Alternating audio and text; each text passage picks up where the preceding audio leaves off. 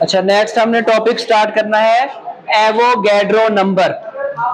Avogadro number ये scientist के नाम से रखे गए हैं। एमाइडो एवोगैड्रो साइंटिस्ट का नाम था।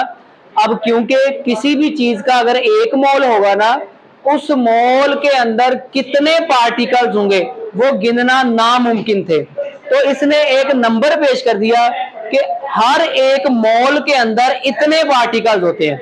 वो नंबर कौन सा नंबर है? वो नंबर है 6.022 into 10⁻23 particles are called Avogadro number. इसे हम एवोगैड्रो नंबर कहते हैं और इसको रिप्रेजेंट करते हैं एन ए से। A for Avogadro, N for number. ये पार्टिकल्स होते क्या हैं कि 1 mole of substance contain Avogadro number. क्योंकि किसी भी चीज का अगर एक मोल होगा उसे हम एवोगैड्रो नंबर जो जिसके अंदर होंगे उसे हम एक मोल कहेंगे किसी भी चीज का। अब एक मोल हम किसे कहते हैं? फॉर एग्जांपल हम लिख देते हैं अकेला कार्बन, अकेला H2O या अकेला NaCl सोडियम क्लोराइड। अगर अकेला सिंबल है तो उसका मतलब क्या है कि ये एक एलिमेंट है। अगर दो आपस में मिल गए हैं कोवलेंट बॉन्ड के जरिए उसे हम कहते हैं कि ये कोवलेंट कंपाउंड है। अगर दो एलिमेंट आपस में मिल गए हैं आयोनिक बॉन्ड के जरिए उसे हम कहते हैं कि ये आयोनिक कंपाउंड है। अब हर एक चीज का सबसे छोटे से छोटा यूनिट हमने देखना है कि वो किन चीजों से मिलकर बना है। अगर एलिमेंट है तो किससे मिलकर बना होगा? एटम से। और अगर कंपाउंड है तो किससे मिलकर बना हुआ होगा? मॉलिक्यूल से। किससे? मॉलिक्यूल से। किसी भी कंपाउंड कोवलेंट कंपाउंड का सबसे छोटा यूनिट एक मॉलिक्यूल होता है। इसी तरह अगर आयोनिक कंपाउंड है तो इसका सबसे छोटा यूनिट क्या कहलाएगा? एक फॉर्मूला यूनिट कहलाएगा। अब ये जो मैंने यहाँ पे लिख दिया है ना, इसका मतलब है 1 मोल। अगर मैं यहाँ पे 2 लिख दूं इसका मतलब कार्बन के 2 मोल, या 4 लिख दूं तो कार्बन के 4 मोल। इसी तरह ये मैंने ऐसे लिखा है तो पानी का 1 मोल। अगर मैं यहाँ पे 5 लिख दूं तो पानी के 5 मोल। और इसी तरह सोडियम क्लोराइड ये भी इसका 1 मोल। इसने कहा है कि 1 मोल के अंदर जिस चीज से वो मिलके बना हुआ होता है उतने उसके अंदर उसके पार्टिकल होते हैं। अगर कार्बन का 1 मोल है तो इसके अंदर 6.022 इंटू 10⁻23 कार्बन के क्या होंगे? एटम्स होंगे। इसी तरह अगर पानी का 1 मोल है तो इसके अंदर 6.022 इंटू 10⁻23 क्या होंगे? मॉलिक्यूल्स होंगे। इसी तरह अगर सोडियम क्लोराइड का 1 मोल है तो इसके अंदर 6.022 इंटू 10⁻23 क्या होंगे? फॉर्मूला यूनिट्स होंगे। ठीक है। तो इस तरह किसी भी चीज के 1 मोल के अंदर जितने पार्टिकल्स होते हैं वो कितने होते हैं? 6.022 इंटू 10⁻23। इसे हम कहते हैं कि ये एवोगैड्रो नंबर है। अब उसके बाद हमने मोल की डिफाइन भी करनी है। मोल की डिफाइन क्या होगी? अभी हमने मोल की डिफाइन पढ़ी भी है। द सबस्टांस विच कंटेन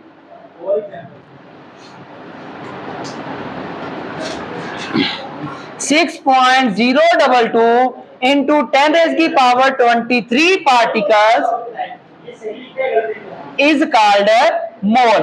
ऐसी वो चीज जिसके अंदर उसके इतने अज्जा मौजूद हों या पार्टिकल्स मौजूद हों उसे हम उसका एक मोल कहते हैं। तो फिर मोलर मास किसे कहते हैं? मोलर मास भी एक टर्म इस्तेमाल होती है। मोलर मास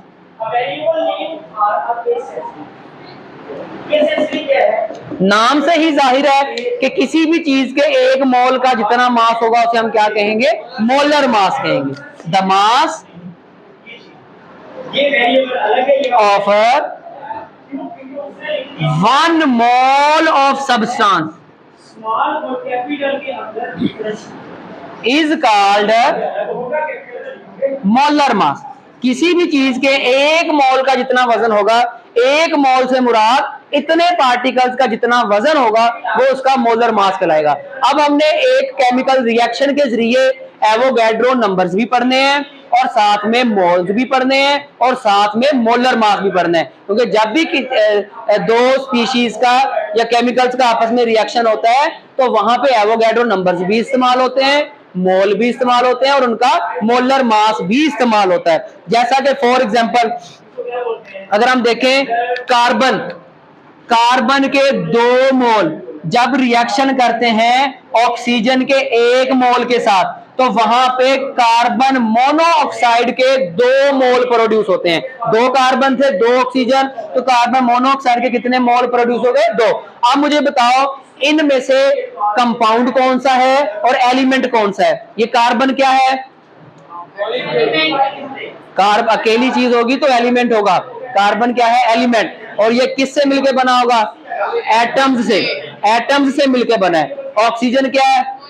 ये मॉलिक्यूल है। किससे मिलकर बना है? मॉलिक्यूल से मिलकर बना है। और इसी तरह कार्बन मोनोऑक्साइड भी क्या है? कंपाउंड है। ये भी किससे मिलकर बना है? मॉलिक्यूल से। अब देखो कार्बन के कितने मोल हैं? 2। जब कार्बन का 1 मोल था तो उसके अंदर एटम कितने थे? 6.022 इंटू 10⁻23। अब यहाँ पे कार्बन के कितने मोल है? 2। अब कितने पार्टिकल्स होंगे? 2 मल्टीप्लाई बाय 6.022 इंटू 10⁻23 एटम्स। जबकि कार्बन के मोल कितने हैं? यहाँ पे 2 मोल। अब इसका मोलर मास कितना होगा? याद है आपको कार्बन का कितना मास होता है? 12। कार्बन का कितना होता है? 12। लेकिन 1 मोल का कितना होगा? 12। 2 मोल है तो कितना होगा? 24। तो टोटल कितना वजन हो गया? 24 ग्राम। तीनों चीजें अब यहाँ पे आ गई। यहाँ पे एवोगैड्रो नंबर्स भी आ गए, मोल भी आ गए और उसका वजन भी कितना आ गया? 24 ग्राम आ गया। इसी तरह अभी जो ऑक्सीजन इसका 1 मोल है, इसके अंदर कितने मॉलिक्यूल्स होंगे? मॉलिक्यूल्स कितने होंगे? 6.022 इंटू 10⁻23 मॉलिक्यूल। क्योंकि जिस चीज का यहाँ पे डिजिट कोई ना हो उसका मतलब होता है इसका 1 मोल है। और 1 मोल के अंदर हमें एवोगाड्रो ने बताया कि कितने मॉलिक्यूल्स होते हैं? इतने होते हैं। ठीक है, तो ये सबके ऊपर लागू होता है 6.022 इंटू 10⁻23 पार्टिकल्स। इसी तरह अगर हम ऑक्सीजन का देखें तो कितने मोल है ऑक्सीजन के? 1 मोल, 1 मोल है। अगर हम इसका वजन देखें ऑक्सीजन का कितना होता है? 16। 16 को 2 के साथ मल्टीप्लाई करो 32, तो इसका मोलर मास कितना हो गया? 32 ग्राम हो गया। इसी तरह कार्बन मोनोऑक्साइड भी क्या है? कंपाउंड। इसके अंदर कितने पार्टिकल्स होंगे या मॉलिक्यूल्स होंगे?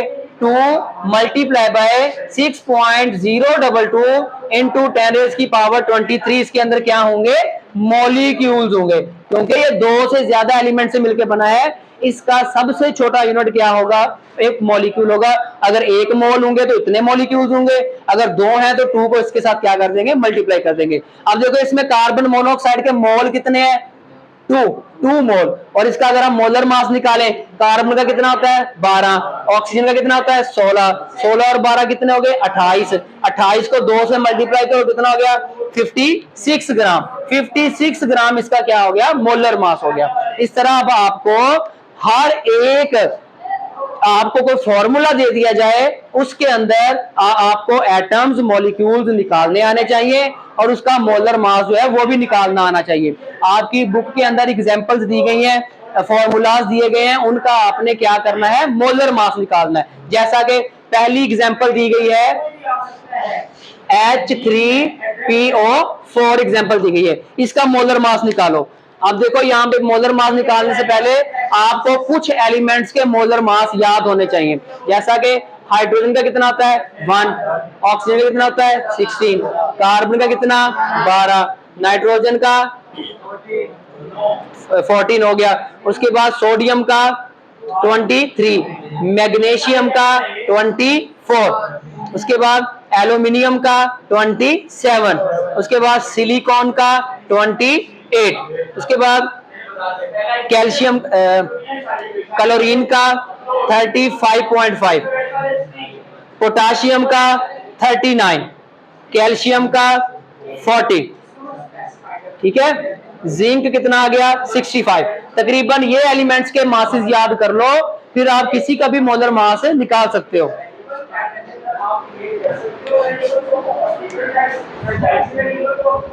चल तो रहा है।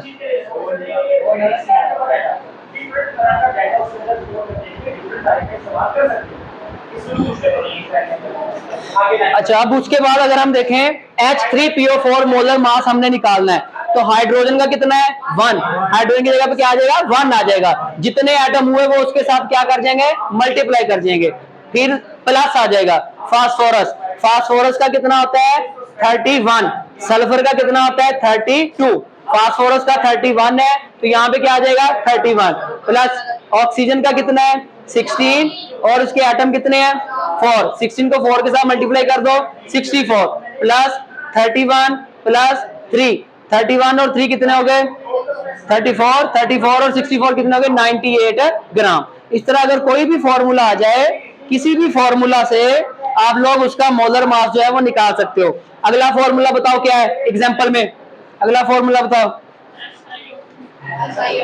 SiO2 sulphur dioxide.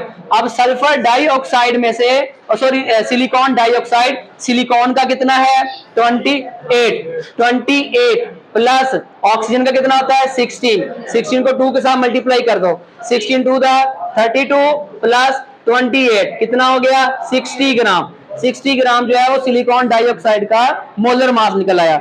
अगला फॉर्मूला बताओ C12 H22 और 11, ठीक है, ये तीसरा हमारे पास फॉर्मूला आ गया।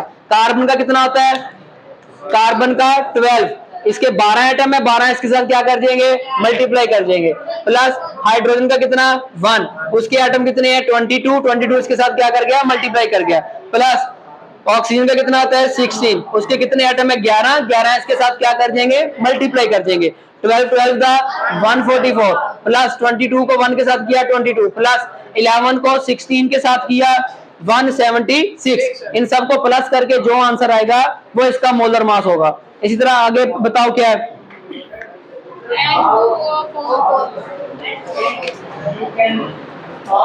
N2O4। अब यहाँ पे नाइट्रोजन का कितना है 14, नाइट्रोजन 14 है, 2 को इसके साथ क्या कर देंगे मल्टीप्लाई, प्लस ऑक्सीजन का 16, 4 को इसके साथ क्या कर देंगे मल्टीप्लाई, 14 2 28 प्लस 16 4 64, 64 और 28 कितने हो गए 92, 92 ग्राम जो है वो नाइट्रोजन टेट्रा ऑक्साइड का हो जाएगा मोलर मास। इस तरह कोई भी फॉर्मूला आपको दे दिया जाए उसका मोलर मास भी आप निकाल सकते हो। ठीक है, समझ आ गई।